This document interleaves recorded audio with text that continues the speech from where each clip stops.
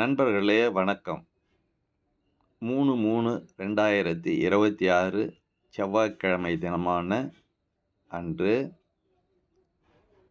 பௌர்ணமி திதி. அந்த பௌர்ணமியிலே பூரணமான சந்திரகிரகணம் நிகழப்போகிறது. இந்த சந்திரகிரகணமானது மாலை சுமார் 3:20 ஆரம்பித்து இரவு 7:54 வரை நிலை கொண்டுள்ளது.